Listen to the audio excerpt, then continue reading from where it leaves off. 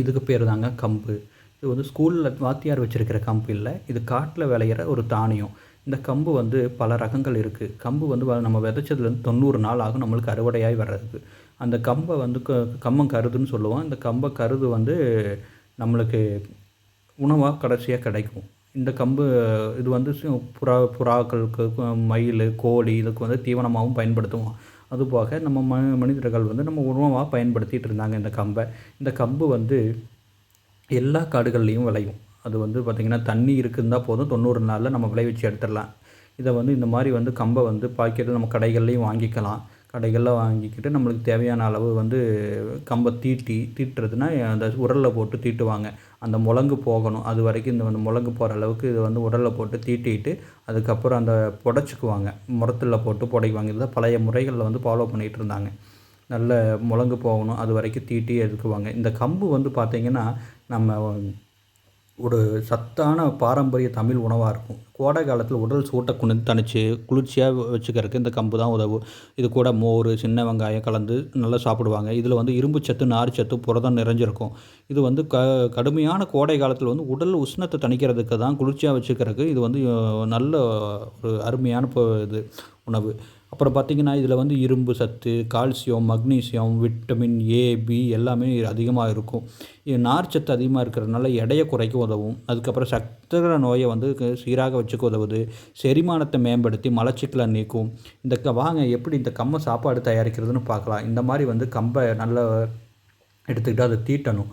அதாவது நல்லா கொஞ்சம் தண்ணி கலந்துக்கிட்டு நல்லா கம்பை உடைக்கணும். அப்போ தான் வந்து சாப்பாடு பண்ணுறதுக்கு நல்ல பக்குவத்துக்கு கிடைக்கும். அதுக்கு என்ன பண்ணணுன்னா ஒரு 3 to 4 மணி நேரம் வந்து கம்பை நல்லா ஊற வச்சிடணும். அதுக்கப்புறம் வந்து நம்ம மிக்சியில் போட்டு அரைச்சிக்கலாம். பதத்தை வந்து உடைக்கிறதுன்னு சொல்லுவாங்க.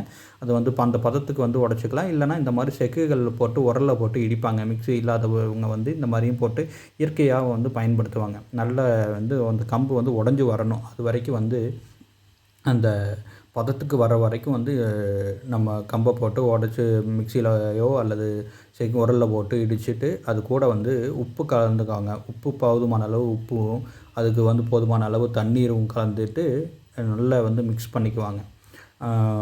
அந்த பதம் கிடைக்கணும். அதுக்கப்புறம் தான் வந்து அதை வந்து நல்ல அருமையான கம்பு சாப்பாடு வந்து அருமையாக இருக்கும். அந்த ருசிகள் கிடைக்கும். அதனால் வந்து நல்ல பதந்து மிக்ஸ் பண்ணிவிட்டு ஒரு மண் சட்டி எடுத்துகிட்டு அதுக்கு கூட விறகு அந்த மாதிரி தண்ணி நல்ல தண்ணியில் உள்ளே ஆட் பண்ணிவிட்டு அது கொதிக்கணும். கொதி வந்ததுக்கப்புறம் அந்த நம்ம கலக்கி வச்ச கம்பை வந்து உள்ளே போட்டுட்டு நம்ம ஒரு மொத்தை போட்டு கிளறிட்டே இருப்பாங்க. அந்த பதம் கிடைக்கணும். ஒரு 15 to 20 நிமிஷம் வந்து அதை கிளறிட்டே இருக்கணும். அப்போ தான் வந்து அந்த கம்பு வந்து நல்ல கட்டி இல்லாமல் உடஞ்சி வரணும். அது உடஞ்சி வந்ததுனால தான் அது வரைக்கும் கிளறிக்கிட்டே இருப்பாங்க. கொதிக்கும், நல்ல தண்ணியும் சூடாக இருக்கும். அதே அளவுக்கு பார்த்திங்கன்னா அந்த கம்பை வந்து இப்போ நம்ம கிளறிட்டே இருக்கும்போது தான் நம்மளுக்கு அந்த கட்டிகள் வந்து சின்ன சின்ன கட்டிகளாக இல்லாமல் நல்லா உடஞ்சி வந்துடணும். அதுக்கு வந்து பார்த்திங்கன்னா 15 to 20 நிமிஷம் வந்து நல்லா வேக வைக்கணும். நல்லா வெந்ததும் வந்து ஆற வச்சிடணும். ஒரு நைட்டில் வந்து பார்த்திங்கன்னா அந்த கட்டிகளாக வந்து பிடிச்சி நம்ம தண்ணிகளில் போட்டு ஊற வச்சுருக்கணும். அது வரைக்கும் அந்த பதம் வர வரைக்கும் நம்ம விட்டுடலாம். ஸோ அது வரைக்கும் வந்து வெயிட் பண்ணி பார்ப்போம். இருங்க 15 to 20 நிமிஷம் வந்து நல்லா வெந்துருச்சு. அந்த கண்டிஷன் வந்துருச்சு. இப்போ நம்ம வந்து பதத்தில் வந்து எடுத்துக்கலாம். எடுத்து நம்ம தேவையான அளவு நம்ம வந்து உருண்டை பிடிச்சி அதை வந்து நம்ம பயன்படுத்திக்கலாம். பதம் கிடச்சிருச்சு. ஸோ எடுத்து வேறு அடுப்பை விட்டு இறக்கி வச்சுட்டு நம்ம அந்த பதம் வர வரைக்கும் வந்து நல்லா ஆறணும். நல்லா ஆறினா தான் நம்ம உருண்டை பிடிக்க முடியும். அதனால் நல்லா ஒரு அதிகபட்சம் பார்த்திங்கன்னா ஒரு மணி நேரம் வரைக்கும் கூட வச்சுக்கலாம். ஒன்றும் தப்பு இல்லை. 1/2 மணி நேரம் to 1 மணி நேரம் நம்ம எப்போ வந்து நம்மளால் உருண்டை பிடிக்க முடியும் அப்படின்னு தோணுதோ அது வரைக்கும் வேணாலும் வச்சிடலாம். அது வந்து அதுக்கப்புறம் வந்து நம்ம எடுத்து உருண்டை பிடிச்சிக்கலாம். பார்த்திங்கன்னா நல்லா ஆறிடுச்சு. நம்மளுக்கு தேவையான அளவு வந்து உருண்டை பிடிக்கிற அளவுக்கு கம்பு வந்து ரெடியாக இருக்குது. ஸோ உருண்டை பிடிச்சி நம்ம தண்ணியில் போட்டு வச்சிடலாம். அது வந்து நல்ல ஊறிக்கிட்டுருக்கும். அப்போ தான் நம்ம காலையில் நம்ம அடுத்த நாள் காலையில் தான் நம்ம அருமையாக இருக்கும். அதனால் வந்து பார்த்திங்கன்னா நல்லா உருண்டை பிடிச்சி அதை வந்து இரவு முழுவதும் வந்து இந்த மண்பானையில் தண்ணி ஊற்றி அதை புளிக்க வைக்கலாம். அப்போ தான் நல்லா இருக்கும். அந்த டேஸ்ட் வந்து அருமையாக வரும். அப்போ தான் வந்து நம்ம நல்லா பயன்படுத்த முடியும். சரி, அடுத்த நாள் காலையில் பார்த்திங்கன்னா கொஞ்சம் கூட வந்து தேவையான அளவு மோரோ இல்லைனா தயிரோ நம்ம ஆட் பண்ணிக்கலாம். கூட ஆட் பண்ணிவிட்டு கொஞ்சம் உப்பு, அப்புறம் பார்த்திங்கன்னா சின்ன வெங்காயம், அதுக்கப்புறம் பச்சை மிளகாய் சேர்த்து நம்ம எப்பவும் போல் பயன்படுத்திக்கலாம். இது வந்து அருமையான கம்மஞ்சாப்பாடு ரெடி பண்ணிக்கலாம்.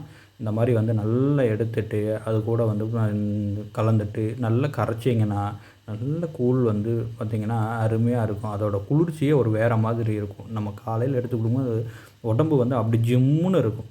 அந்த அளவுக்கு வந்து நல்லா இருக்கும். அதோட குடித்து வந்து பார்த்திங்கன்னா என்ன சொல்கிறது, அவ்வளவு ஸ்ட்ராங்காக இருக்கும். இதை வந்து சின்ன குழந்தைகளுக்கும் கொடுத்து பழக்குங்க. அப்போ தான் வந்து அவங்களும் ஆசையாக விரும்பி சாப்பிடுவாங்க. இது ஒரு காலையில் அருமையான உணவு கோடை காலத்தில். சின்ன வெங்காயம் சின்ன சின்னதாக அரிஞ்சு போட்டு அது கூட ஒரு மிளகாய், அது கூட இல்லைன்னா வத்தல், உங்களுக்கு வெள்ளரிக்காய் அரைச்சி பயன்படுத்தலாம். இல்லைனா மாங்காய், இந்த சீசனில் மாங்காய் அருமையாக கிடைக்கும். அதில் வந்து பார்த்திங்கன்னா மாங்காய் நல்லா கொஞ்சம் மிளகாய் இது போட்டு நமக்கு எது தேவையோ அதை வந்து நம்ம சைடிஷ்ஷாக வந்து யூஸ் பண்ணிக்கலாம். அதையெல்லாம் வந்து சாப்பிடும்போது வந்து கொத்தவரங்காய் வத்தல், இல்லைனா ஊறுகாய், இந்த மாதிரி வந்து நீங்கள் எதை வேணாலும் பயன்படுத்திக்கலாம். இப்போ நம்மளுக்கு என்ன கிடைக்குதோ அதை நீங்கள் பயன்படுத்திக்கலாம். அதை கூட சாப்பிடும்போது வந்து அதோட ருசியே வேறு மாதிரி இருக்கும். இப்போ இதையெல்லாம் தாண்டி நம்ம இத்தனையும் இந்த தீட்டுறது இல்லாமல் கடையிலேயே கிடைக்கும். உங்களுக்கு கம்பு குடனைங்கிறது வந்து கடையிலேயே கிடைக்க ஆரம்பிச்சிருச்சு. நீங்கள் பாக்கெட்டில் வேணாலும் வாங்கி அதை நீங்கள் பயன்படுத்திக்கலாம். அந்த பாக்கெட்லேயே வந்து பார்த்திங்கன்னா எல்லாமே இன்ஸ்ட்ரக்ஷன் எல்லாமே கொடுத்துருப்பாங்க. இது வந்து லேட்டஸ்ட்டாக வந்து குக்கரில் வைக்கிற மாதிரி இருக்குன்னா நீங்கள் எந்த பிரச்சனையும் இல்லை. இதையே வந்து நீங்கள் குக்கர்லேயும் வச்சு பயன்படுத்திக்கலாம்.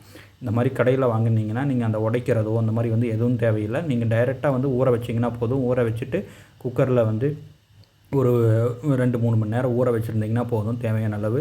அது கூட வந்து பார்த்திங்கன்னா எடுத்துகிட்டு நம்ம ஒரு டம்ளருக்கு 2½ டம்ளர் அளவுக்கு தண்ணி ஊற்றி குக்கரில் வச்சிங்கன்னா போதும். ஒரு 3 விசில் விட்டால் போதும். அதிகமான இதுவும் தேவையில்லை.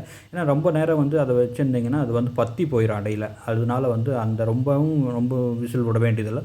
ஒரு 3 விசில் விட்டிங்கனாவே போதும். அதிகபட்சம் ஒரு விசில் சேர்த்து விடலாம். அது நம்மளோட பெரியவங்களாக இருந்தாங்க சாப்பிடணும் அப்படின்னா உங்களுக்கு நீங்கள் வந்து ஒரு விசில் சேர்த்து விட்டுக்கலாம்.